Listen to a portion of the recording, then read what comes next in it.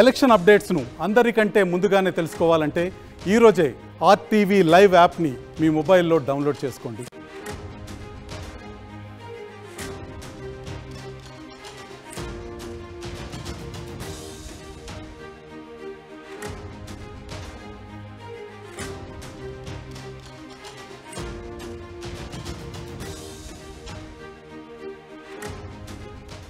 Breaking news. Bengaluru rave పార్టీపై నటి హేమ కీలక వ్యాఖ్యలు చేశారు. రేవ్ పార్టీపై అన్ని విషయాలను చెబుతాను అని హేమ అంటున్నారు. నేను ఏ తప్పు చేయలేదు అని నటి హేమ అంటున్నారు. దీనిపై అందరికీ క్లారిటీ ఇచ్చాను, మళ్ళీ క్లారిటీ ఇస్తాను అని నటి హేమ అంటున్నారు. నేను హైదరాబాద్లోనే ఉన్నాను, కానీ బెంగళూరులో ఉన్నట్టు రేవ్ పార్టీలో పాల్గొన్నట్టు నాపై దుష్ప్రచారం చేస్తున్నారు అని నటి హేమ చెబుతున్నారు. 2 రోజుల్లో అందరి సంగతి తేలుస్తాను అని నటి హేమ అంటున్నారు. భయంతో నేను పారిపోను, చాలా ధైర్యంగా ఉన్నాను. ఇటీవల బెంగళూరులో రేవ్ పార్టీని పోలీసులు భగ్నం చేశారు. పార్టీలో ఎవరు పాల్గొన్నారో నాకు తెలియదు, కానీ నేను రేవ్ పార్టీలో పార్టిసిపేట్ చేసినట్టుగా నాపై తప్పుడు వార్తలు ప్రసారం చేస్తున్నారు అంటూ ఆమె సీరియస్ అవుతున్నారు. ఇటీవల బెంగళూరులో రేవ్ పార్టీని పోలీసులు భగ్నం చేశారు. పార్టీలో పాల్గొన్న పలువురు ప్రముఖులను పోలీసులు అరెస్ట్ చేశారు. ఎస్, మనకు నటి హేమ అందుబాటులో ఉన్నారు. ఒకసారి ఆమె ఏం మాట్లాడు. హేమ గారు,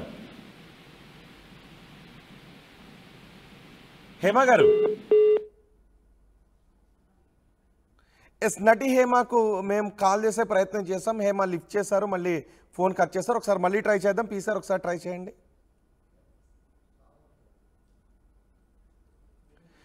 రేవ్ పార్టీలో నటి హేమ పాల్గొన్నట్టుగా కథనాలు వచ్చాయి, కానీ నాకు సంబంధం లేదు అని నటి హేమ అంటున్నారు. ఇప్పటికే ఆ రోజే ఒక వీడియోను కూడా రిలీజ్ చేశారు. ఆ మర్నాడు బిర్యానీ వండుతూ కూడా నటి హేమ ఒక వీడియోను రిలీజ్ చేశారు. నేను పోలీసుల అదుపులోనూ లేను, బెంగళూరులోనూ లేను, నేను హైదరాబాద్లో ఉన్నాను అంటూ ఆమె రెండో వీడియోను కూడా రిలీజ్ చేశారు. రేవ్ పార్టీని పోలీసులు భగ్నం చేసినప్పుడు నేను హైదరాబాద్లో ఒక ఫామ్ హౌస్లో ఉన్నాను, చిల్ అవుతున్నాను అంటూ ఆమె ఒక వీడియోను రిలీజ్ చేశారు. కానీ ఇప్పుడు నటి హేమ పోలీసుల అదుపులో ఉన్నారు అంటే ఇంకా వార్తలు వస్తూ ఉంటే నిజం ఏంటో తెలుసుకోవడానికి ఆర్టీవీ ప్రయత్నం చేస్తోంది. నటి హేమతో మాట్లాడటానికి ప్రయత్నం చేస్తోంది. నటి హేమతో ఆర్టీవీ మాట్లాడటానికి ట్రై చేసినప్పుడు ఫోన్లో మాకు అందుబాటులో వచ్చారు. ఒకసారి నటి హేమ మా ప్రతినిధితో ఫోన్లో ఏం మాట్లాడారో చూద్దాం.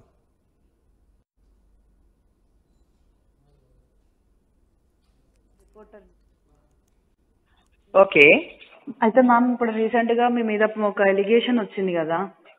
అవును. దాని గురించి ఏమైనా క్లారిటీ ఇస్తారా మ్యామ్? అంటే అది ఎంతవరకు నిజం అనేది చెప్తారా? అంటే అదొక ఎలిగేషనే కదా. నేను ఆల్రెడీ నిజం కాదు, నేను హైదరాబాద్ లో ఉన్నానని నిన్న వీడియోలు పోస్ట్ చేశాను, మొన్న వీడియోలు పోస్ట్ చేశాను. నువ్వు ఈ కాల్ రికార్డ్ చేస్తున్నావని నాకు తెలుసు, కానీ నేను లేదు 1 సెకండ్ ఏం పర్వాలేదు. No, don't worry. నేను వస్తాను, నేను డెఫినెట్ గా మాట్లాడతాను.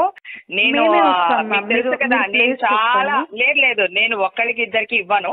నేను హోల్ మీడియాతోనే మాట్లాడతాను.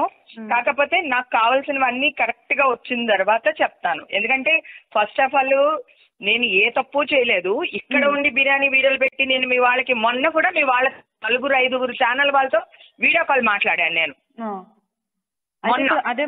నిన్న కూడా కాదు, నేను చెప్పేది వినండి. వాళ్ళకి కూడా తెలుసు నేను ఇక్కడే ఉన్నానని. అయినా కూడా మీరు ఇలాగే ప్రచారం చేస్తున్నారు.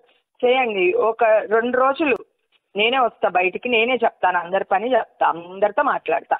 ప్రచారం చేయట్లేదు, మీరు చెప్పేది నిజమే కాబట్టి మేము మీ ద్వారా తెలుసుకోవాలని చెప్పేసి మేము మీ ఇంటర్వ్యూ లేదు. నేను అందరికీ తెలుసు, నేను ఛానల్ పేర్లు చెప్పాను. 3-4 ఛానల్ వాళ్ళతో నేను వీడియో కాల్ మాట్లాడాను. నేను ఇక్కడే ఉన్నాను హైదరాబాద్ లో. మొన్న కూడా మాట్లాడాను. మీకు ఇంకా ఛానల్ వాళ్ళకి తెలియదేముంది చెప్తాను. నేను కొంచెం నాకు బ్రీతింగ్ ప్లేస్ కావాలి. సరే, వాళ్ళు ఏం చేస్తున్నారు చేయనివ్వండి, నేనే వస్తాను. నేనేమి అంత పారిపోయి అంత పిరుగుదాన్ని వాయిస్ లో మీకు ఎక్కడన్నా భయం నిన్న మాట్లాడాను మీడియా వాళ్ళతో. 200 కాల్స్ నిన్న మాట్లాడాను, 250 కాల్స్ మొన్న మాట్లాడాను మీడియా వాళ్ళతో.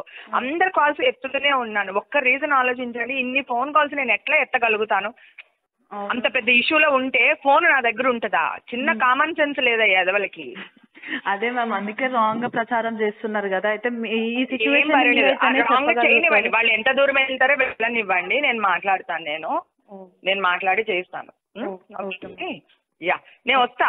నాకు కొంచెం డేట్ ఏమంటారు, నాకు ఒక బ్రీతింగ్ ప్లేస్ కావాలి అంతే.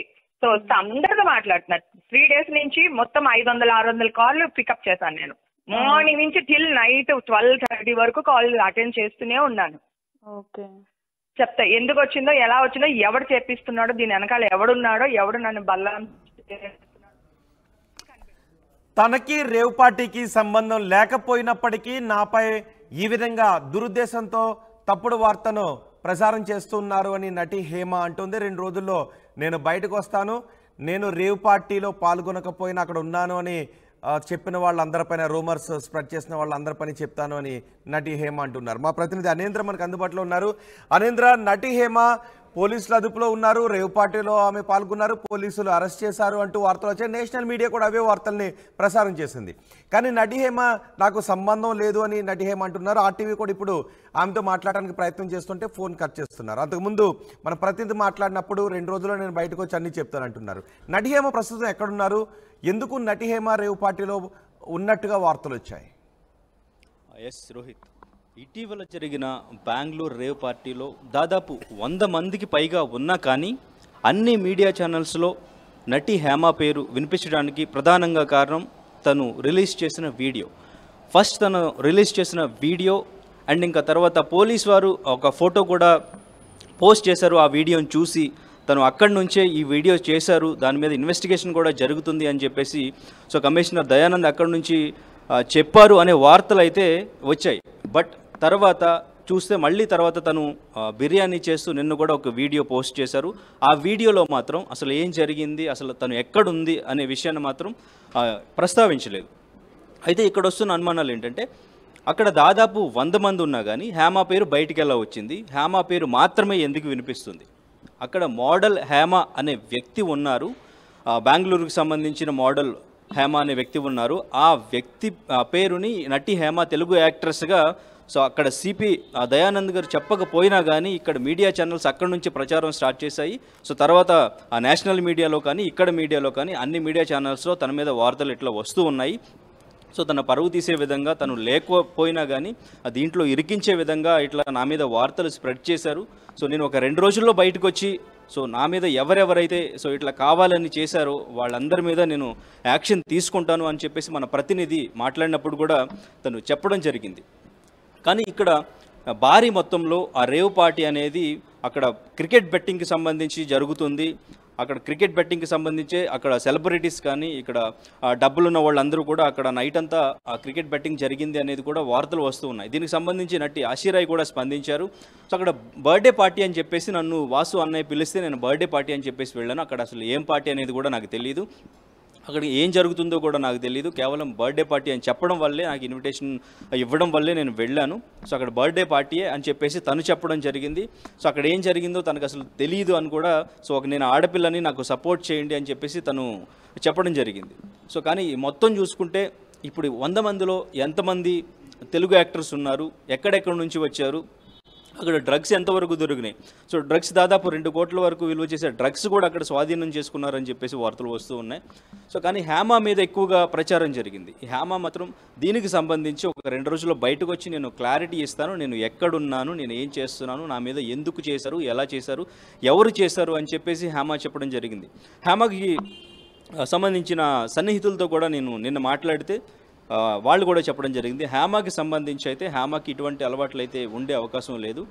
తన సర్కిల్ ఉంది, తన నెట్వర్క్ ఉంది, తను ఏం చేయాలనుకున్నా సో వాళ్ళతోనే ఇక్కడే చిల్ అవుతుంది తప్ప ఎక్కడికో వెళ్ళి అంతమందితో కలిసి అట్లా చేసే అమ్మాయి కాదు అని చెప్పేసి తన సన్నిహితులు చెప్పడం జరిగింది.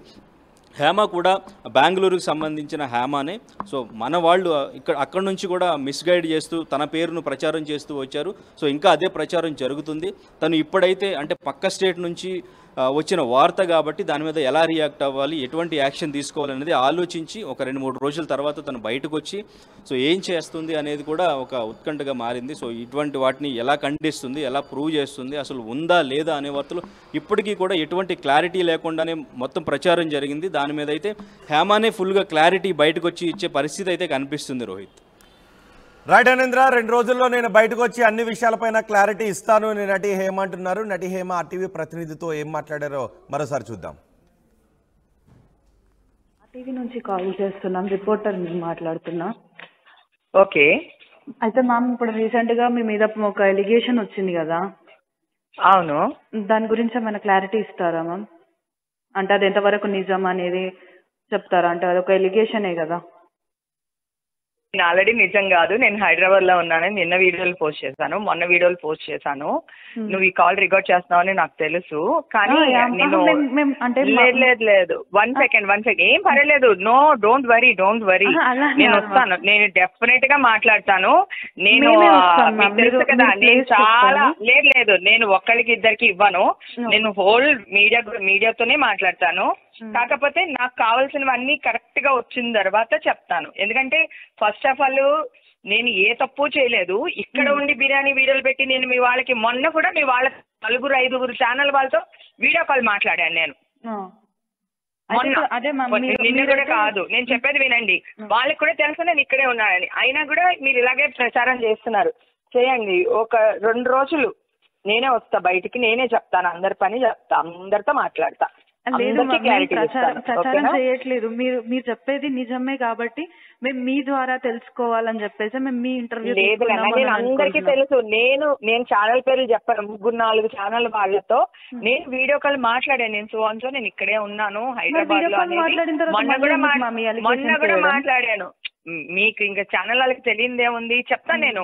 కొంచెం నాకు బ్రీతింగ్ ప్లేస్ కావాలి. సరే, వాళ్ళు ఏం చేస్తున్నారో చేయనివ్వండి, నేనే వస్తాను. నేనేమి అంత పారిపోయి అంత పిరుగుదాన్ని వాయిస్ లో మీకు ఎక్కడన్నా భయం ఇవాళ కాదు. నిన్న మాట్లాడాను మీడియా వాళ్ళతో 200 కాల్స్ నిన్న మాట్లాడాను, 250 కాల్స్ మొన్న మాట్లాడాను మీడియా వాళ్ళతో. అందరు కాల్స్ ఎత్తుతూనే ఉన్నాను. ఒక్క రీజన్ ఆలోచించండి, ఇన్ని ఫోన్ కాల్స్ నేను ఎట్లా ఎత్తగలుగుతాను? అంత పెద్ద ఇష్యూలో ఉంటే ఫోన్ నా దగ్గర ఉంటుందా? చిన్న కామన్ సెన్స్ లేదా ఎదవలకి? అదే మ్యామ్, అందుకే రాంగ్ ప్రచారం చేస్తున్నారు కదా. అయితే ఈ సిచ్యువేషన్ చేయనివ్వండి, వాళ్ళు ఎంత దూరం వెళ్తారో వెళ్ళనివ్వండి, నేను మాట్లాడతాను. నేను మాట్లాడి చేస్తాను. నేను వస్తా. నాకు కొంచెం డేట్ ఏమంటారు, నాకు బ్రీతింగ్ ప్లేస్ కావాలి అంతే. సో వస్తా, అందరితో మాట్లాడుతున్నారు. 3 days నుంచి మొత్తం 500-600 కాల్ పికప్ చేశాను నేను. మార్నింగ్ నుంచి టిల్ నైట్ 12:30 వరకు కాల్ అటెండ్ చేస్తూనే ఉన్నాను. చెప్తా ఎందుకు వచ్చిందో, ఎలా వచ్చిందో, ఎవడు చేపిస్తున్నాడో, దీని వెనకాల ఎవడున్నాడో, ఎవడు నన్ను బల్లం చేస్తున్నాడో కూడా అన్ని కనిపెడతా. గులివింద గింజ తన వెనకున్న మచ్చ చూసుకోదు అన్నట్టుగా నిన్న బెంగళూరు రేవ్ పార్టీలో దొరికిన హేమక్క చాలా చాలా రకాలుగా ఇండస్ట్రీ వాళ్ళని ఎన్నో రకాలుగా నేనే పెద్ద ముత్తైదువుని, అన్నిటికీ నేనే బాధ్యురాలిని, నేనే అందరినీ ఉద్ధరిస్తున్నాను, ప్రతి వాటిలో నేనే ఉన్నాను, ఆడవాళ్ళకి చాలా చాలా హెల్ప్ చేస్తున్నాను, ఇండస్ట్రీ వాళ్ళందరూ నా మీదే ఆధారపడ్డారు, నేనే పెద్ద దిక్కుని, నేను మా అసోసియేషన్ ఎలక్షన్లో కానీ ఎక్కడ కానీ అన్నట్టుగా ఆవిడ ప్రవర్తించే తీరు చూస్తే నిజంగా బయట వాళ్ళు అమ్మో ఈవిడ పెద్ద నోరు మాట్లాడకూడదు అనుకునేవాడు. ఎవరిని వదలకుండా పిచ్చి పిచ్చిగా అందరినీ ఏదో విధంగా గొడవలు చేస్తున్న ఆమె చేసినవన్నీ మనం చూసాం. మా అసోసియేషన్లో ఆయన చేయి కొరికింది శివబాలాజీది, అంతకుముందు రాజేంద్ర ప్రసాద్ గారిని అడ్డగించింది, నా మీద కేసులు పెట్టానని చెప్పి పోలీస్ స్టేషన్స్కి వెళ్ళింది, నన్ను ఏదో ఫ్రెండ్స్తో సరదాగా పేకాడుకుంటే అది ఎవరో పట్టిస్తే అదేదో పెద్ద నేరంలాగా పేకాడావు, నువ్వు పేకాడావు, కరాటేకి వెళ్ళావు, నువ్వేం చేసావు అని మాట్లాడిన హేమక్క ఈరోజు నువ్వేం చేసావు? ఒక రేవ్ పార్టీలో డ్రగ్స్తో పాటు దొరికావు. నువ్వు ఈ శాంపిల్స్ వచ్చిన తర్వాత బెంగళూరు పోలీసులు నీకు ఖచ్చితంగా నీకేంటన్నది పనిష్మెంట్ ఇస్తారు. ఇక్కడైతే ఎలాగూ ఇంకా చాలా పనిష్మెంట్స్ తీసుకోవడానికి సిద్ధంగా ఉండు. ఎందుకంటే ఒక మనిషికి ఒక మాట అనే ముందు కర్మ రిటర్న్స్ అంటారు. ఎప్పుడైనా మనం చేసిందే మనకు తిరిగి వస్తుందని. కాబట్టి ఇక ముందైనా జాగ్రత్తగా నడుచుకో. దేవుడి దయ వల్ల నీకు ఆ డ్రగ్స్తో ఏ సంబంధం లేకుండా, నీకు ఏ శాంపిల్స్లో ఎటువంటి ఇది లేకుండా నువ్వు ఉండాలని నేను మరొక్కసారి దేవుని కోరుకుంటున్నాను. Good luck. ఇంకొకసారి ఎవరి మీద నోర్లు పారేసుకోకుండా ఆడవాళ్ళని అలాగా ఇలాగా అనకుండా ఉంటే బాగుంటుందని నేను కోరుకుంటూ